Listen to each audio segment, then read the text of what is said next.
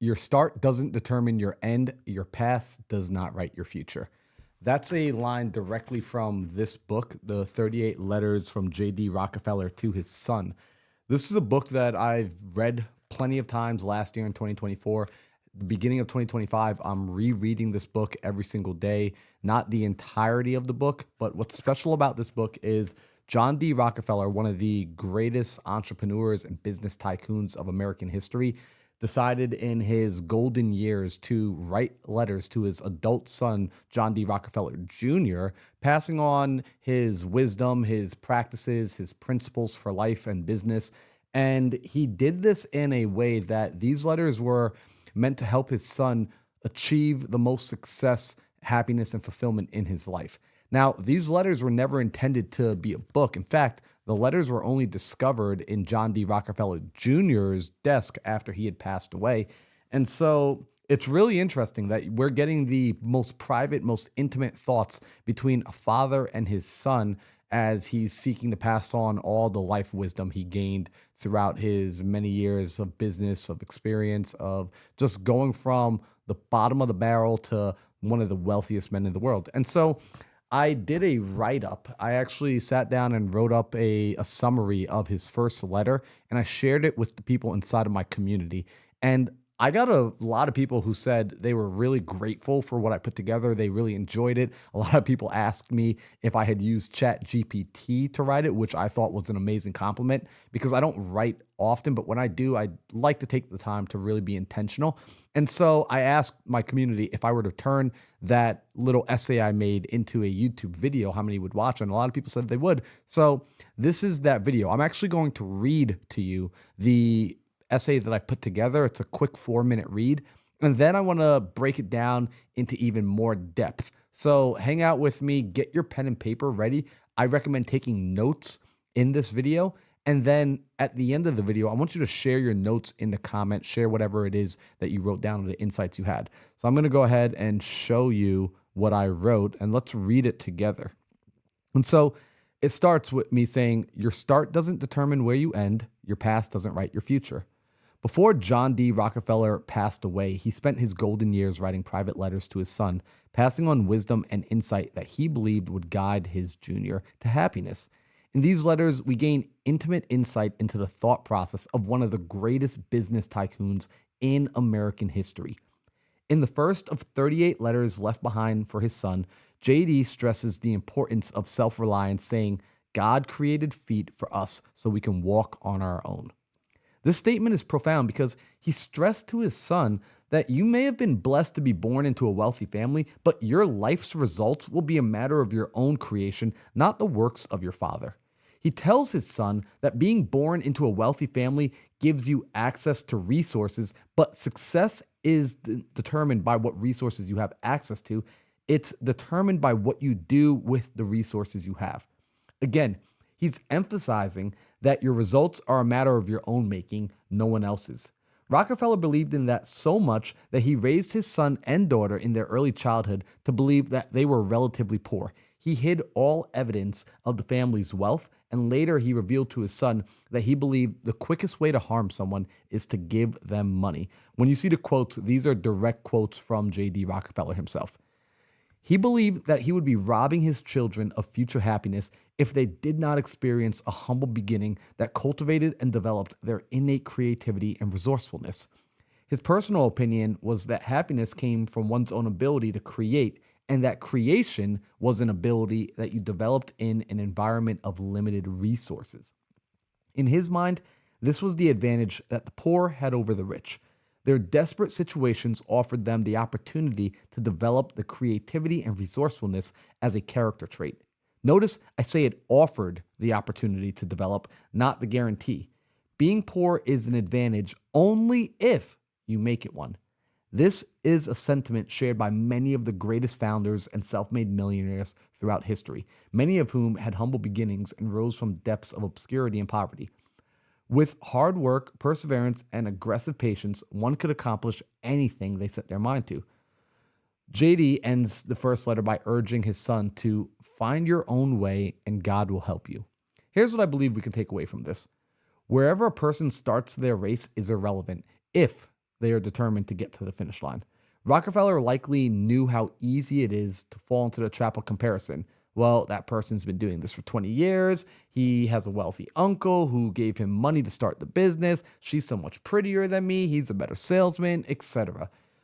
What you perceive as limitations is actually your edge over the competition. Your lack of resources is a gift in the form of opportunity that will develop resourcefulness for you if you allow it. And so I tell everybody, thank you so much for reading that. And, it really meant something to me because I took the time to write, to read, to study, and to adopt these principles. Now, the reason I'm doing this is because I have a community called the Millionaire Mindset community. And many people often state that they want to be a millionaire. And the truth is, Jim Rohn said this: if someone were to hand you $1 million, you better hurry up and go become a millionaire quick, or else you're going to lose the money. Being a millionaire isn't just about having $1 million in the bank. It's actually about the way you think.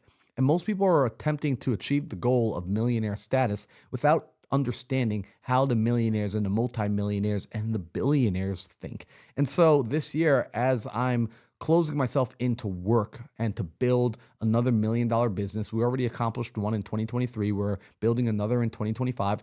I am studying the wealthiest founders who have come before me and some of the wealthiest founders who are still alive. And I'm starting off the year with J.D. Rockefeller, John D. Rockefeller, as a prime example of that. So this book, I'm going to be going through a lot. And ultimately, I'm going to be sharing my insights inside of my community in the written text. We'll be sharing about 3 to 4 of these insights per week. And on YouTube, my goal is to share at least one of these insights per week in the form of a video. So if you guys like these, let me know in the comments so I can make more of that. Now, I'm not done. I just want to give you the heads up. And by the way, if you don't like this pace, if you want something that's going to be more flashy, something that's overproduced, I'm just telling you right now, these videos, this particular series, isn't going to be that. I want to hang out with the people who are more like me. You're entrepreneurs. You understand that building a business and building your future is a day-by-day process. It's not a get-rich-quick scheme. It's not a happen overnight situation. That we're going to be hanging out and we're going to be building and cultivating our mindset day by day, video by video, lesson by lesson. So if you're like me and you're ready to hang out, let's go ahead and jump over to the whiteboard, because I want to introduce this thought process, a little thought experiment to you. And I wrote down, if I were your enemy.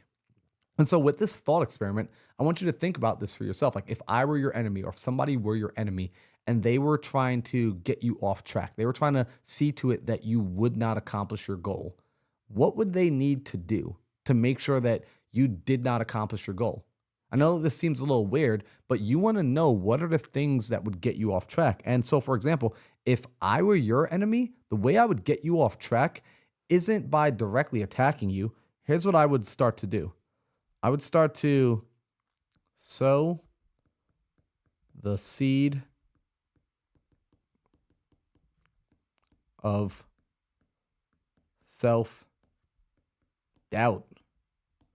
I would start to make you doubt yourself. And it's interesting that John D. Rockefeller is telling his son, listen, like, your success is going to be dependent on you. And it's not going to be dependent on me, your father. It's not going to be dependent on your mother, your sister, your brother, your neighbors, your friends. It's going to be dependent on you. If I were your enemy, I would try to convince you to doubt yourself. I would try to make you believe that power existed external to you and it wasn't inside of you. What I would also try to get you to believe is that you lack resources, and that the lack of resources is the reason you will fail. I would actually try to get you to believe that the thing that separates you from everybody else who is successful is that they have access to more resources, where we know that's just not the truth. John D. Rockefeller, again, he's telling his son, it's not the resources that people lack, it's the resourcefulness. In fact, John D. Rockefeller, he grew up poor. He started off in poverty, and he mentions something that I really like. This is a sentiment shared by the wealthiest individuals, which is, everybody in their position has an advantage and disadvantage. Let's say that you have been in business for 40 years. You're a multimillionaire. You've got a massive corporation. You're like Gary Vee inside of your space. Everybody knows you. You're omnipotent in that sense of you're always marketing. People know your face. They know your company. They know what you stand for. and you're able to go out and acquire business, and you have an advantage of being able to say, look, I've got 40 years in business. I've got a team of 2,000 employees behind me. We've worked with names like Fox and CNN and all the big shots out there, and we know how to handle and grow companies from nothing all the way up to multi-million. That would be your advantage in the marketplace. And if some new person tried to come and take your competition and try to take your customer, you would say, look, why would you work with a guy like that? That dude is just getting started. He's living at home in his mom's basement and he doesn't know anything yet. You should work with me. That would be the advantage of being big.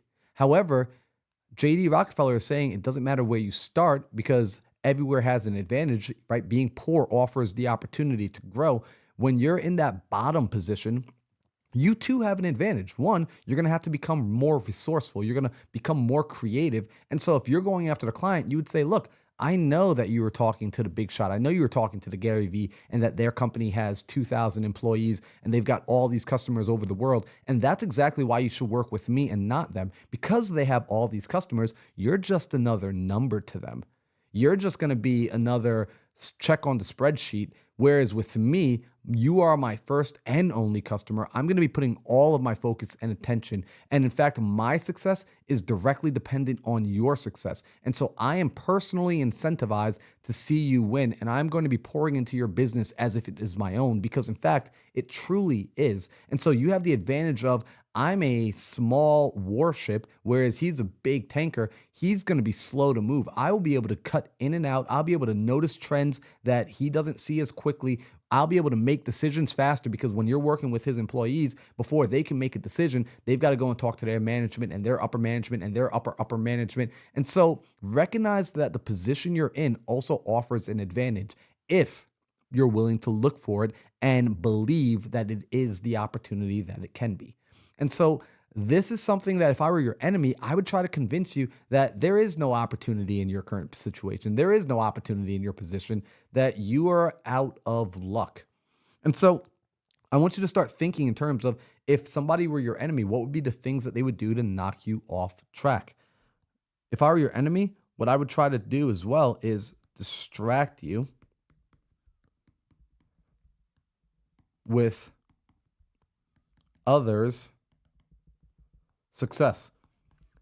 See, I would try to get you to pay attention to what everybody else is doing. I would try to get you to pay attention to how everybody else is winning, and not for the sake of you learning, but for the sake of you negatively comparing yourself and thinking that you are not enough. And so, what I want you to start to reflect on for yourself and do this thought experiment. If somebody were my enemy, or if I were my own enemy, what would I do to get me off track? Because when I look at a list like this, like, okay, they would sow the seeds of self-doubt. I know then if I want to win, I've got to sow the seeds of belief, of self-confidence. Okay, someone would get me to believe I lack resources. Well, then I will just become resourceful.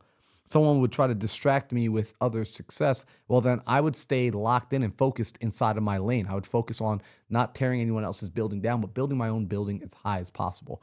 And when you read more through this book that John left for his son, you're going to find that he does, in fact, teach these lessons to his son. I mean, this book is so insightful. It really is like having John D. Rockefeller intimately coaching you. I highly recommend this book.